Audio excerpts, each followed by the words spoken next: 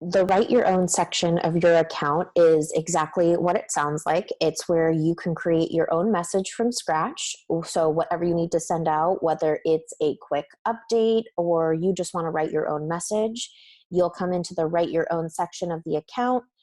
So, you do have your scheduled and saved section. That, of course, is going to be where anything is scheduled, created, and saved.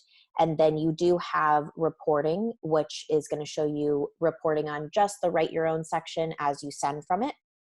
When you click the create new button in the upper right hand corner, it'll bring you to a blank template in the back end. So super easy to use. You can right from here select your recipients. The cool part from the write your own section is that you can send to groups, meaning that you can send to tags or audiences or a combination.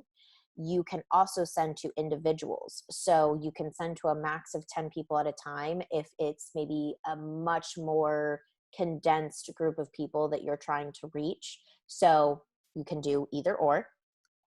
So from here, you can have your recipients and exclusions. So this would be, let's just say you send to the overall leads audience, but you want to leave out anybody that's tagged as open house for any reason. That's just kind of what it would look like. You have your description, which is not going to show to your contacts. This is just to give you kind of a quick overview of what the message was about if you need to put that in place. Again, not required. The subject line, just like any other email, is going to be your subject line that will show to your contacts. Advice for that is definitely to keep it short and to the point. There has been an uptick, at least of what I've seen, in people kind of writing full on sentences of information in the subject line. And that sometimes can make messages flag and hit spam folders. The same thing goes for using any excessive exclamation points as well as writing things in all caps.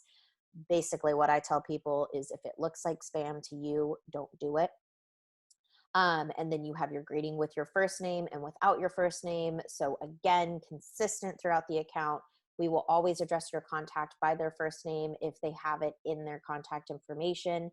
If not, we're going to just address them as hi. You can change hi to any other greeting, but if it's changed in this first name greeting, you'll want to go ahead and leave that first name coding alone. And then you have the body of your message and you have this toolbar so you can input pictures if you need to or a link, and then of course type out what you need. There's also, copy and paste is an option if you're moving it from someplace else on your computer. And then you have your closing, which will default to thanks, but you can change it to whatever you need, a PS line, and then you will have your signature selected. You can always preview. That's a big recommendation. Definitely preview, make sure everything looks good before you send it. And then you have your save button. Ultimately, you'll hit schedule where you can send it right away or a later time and date.